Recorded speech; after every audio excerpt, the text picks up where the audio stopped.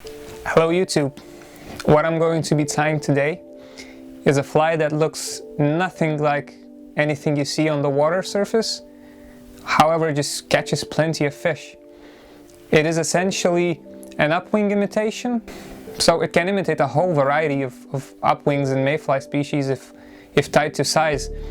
But the color scheme is quite unusual to imitate a natural. The fly is called the red baron, and it's one that has simply become a staple of my own dry fly box. So let's get right into it.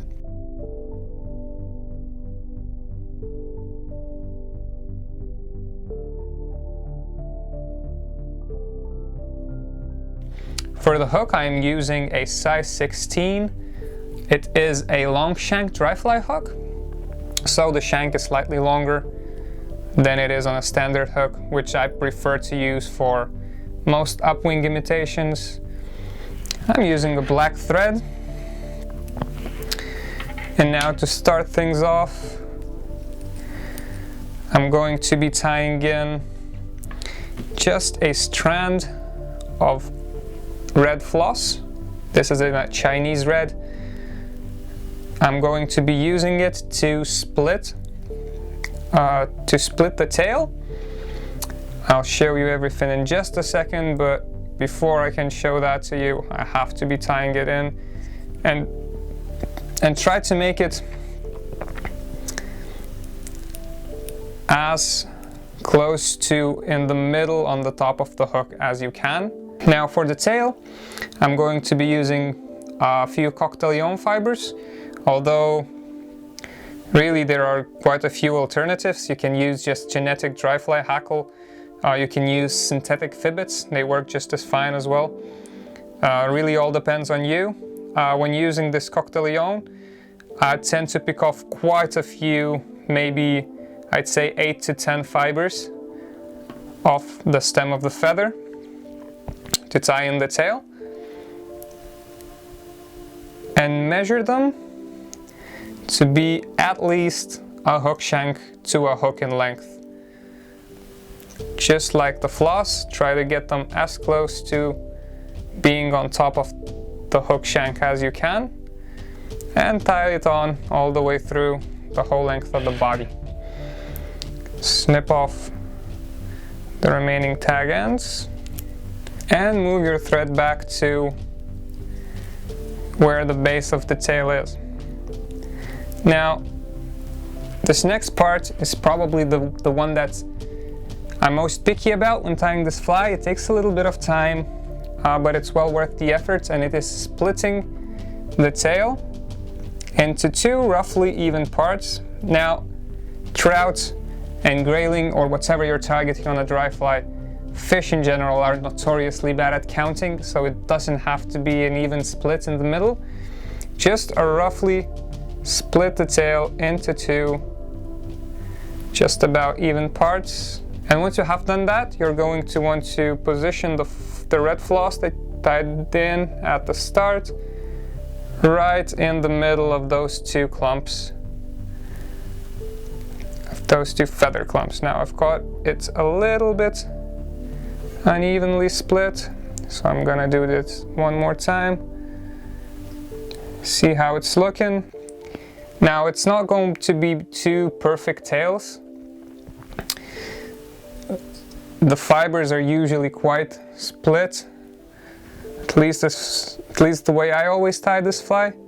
However, it works just fine. If you don't like the way that they lie, you can always trim one or two of them. That's why I use quite a few, to have that freedom of trimming them if I need to. And just tie the floss down the whole length of the body, and once again come back down to the base of the tail. Now I'm quite alright with the way this tail is looking. There are a few fibers that are poking upwards, but these are not gonna bother me. The fish aren't gonna see them, and this will just create a nice silhouette of a split tail, the way that many mayfly species have. Now for the body, there are many things that you can use. You can use dubbing, you can leave it as a red thread if you're using thread. What I'm going to do is I'm going to be using a red CDC feather. I have these beautiful feathers from Polish quills, and it just works perfectly as a body for this fly. So I will just catch it in by the stem, one single turn, and pull it in to the very front, tie it in just like that. Now I'll move my thread to the front.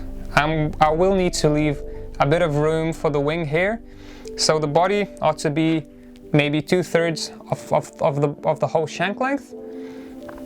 Pick up this feather with a pair of hackle pliers and start slightly twisting and winding the feather around the hook shank. The natural stem of the CDC feather gets thicker with each turn, which means the body formed that way has a nice natural taper, so you don't really need to be bothered about achieving that, you know, doing different turns in different densities. Just winding it on with touching turns results in a really beautiful dry fly body. Now remember to keep some room at the front. Tie it off. I like to do it a few turns on either side of the feather.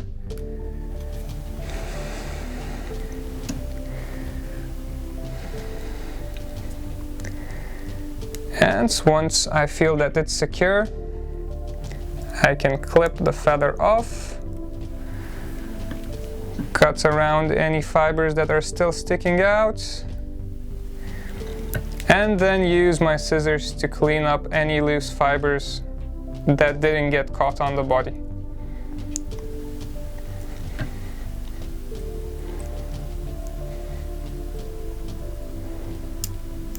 There we go. I can use my thread to clean it up a little bit and form a base for the wing that I will be tying in.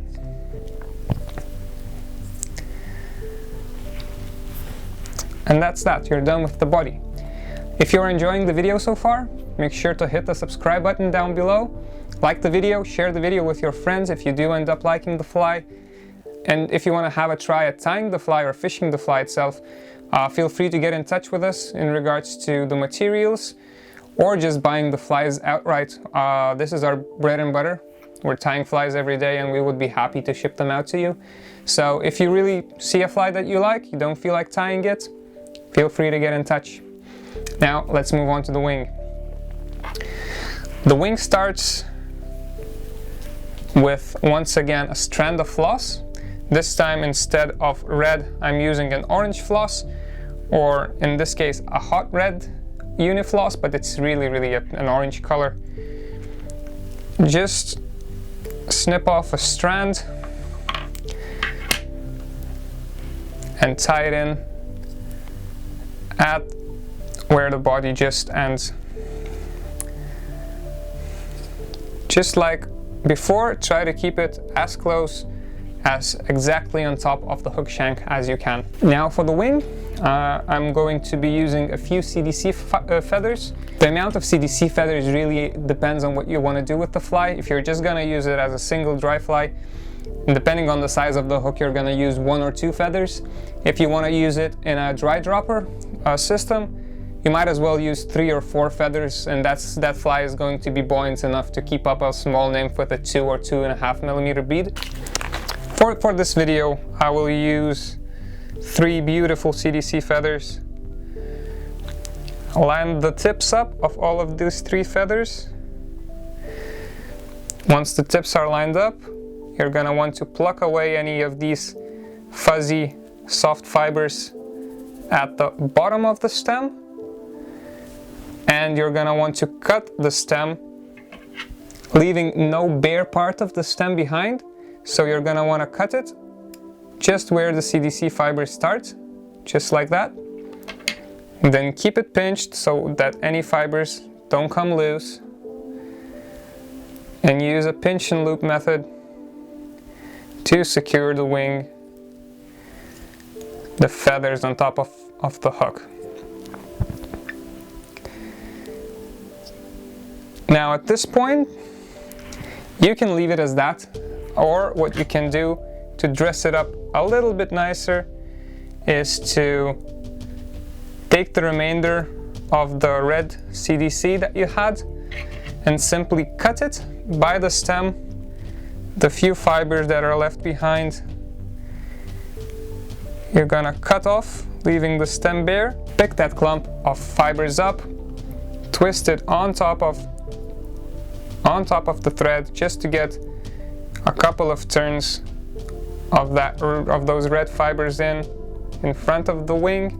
Some of them are gonna come loose, and that's perfectly fine. They're gonna act as an imitation of legs and just provide an overall nicer look to the fly.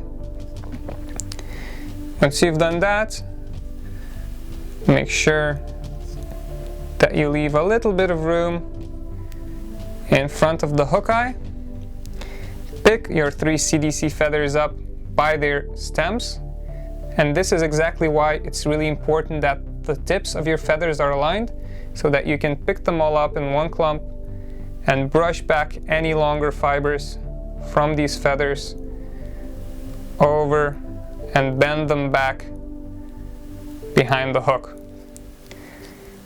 Now catch this feather in with a few thread turns, lift the feathers up, a few thread turns in front of it just to make sure that it's really there and secure. And you can snip now the remainder of the feathers off close to the hook. Now you can either discard these tips, all up to you, but these tips are also perfect to tie small size 20, 18 dry fly wings, so I would just keep them if I were you.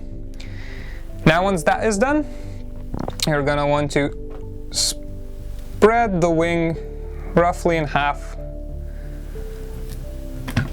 and bend the orange floss in the middle between the wing. Catch it in with your thread, keeping some tension. Make a couple of thread turns in front to secure it, and immediately bend the wing back and tie it in facing backwards. Secure it with thread wraps. Now tying the wing in this way does build the head up a little bit, so you can't really avoid having a bit of a big head on this fly, but it's really worth it at the end. Complete the fly with a 4 to 5 turn whip finish as always. Snip the thread off. You're gonna want to snip the tag shorter than what the wing will be. This is just gonna be a bright tag for you. This is all for you, not for the fish. It just makes it easier to see on the water. And once you've done that, pick the whole clump of CDC up, and you're gonna want to pluck the fibers to become shorter. I want the wing overall to be just a bit longer than the hook. So adjust the length of these CDC fibers. Once again, like I say in all of my videos when tying with CDC, I really prefer plucking the wing rather than cutting it, because it keeps that uneven edge. It keeps the fibers of the CDC spread apart as well.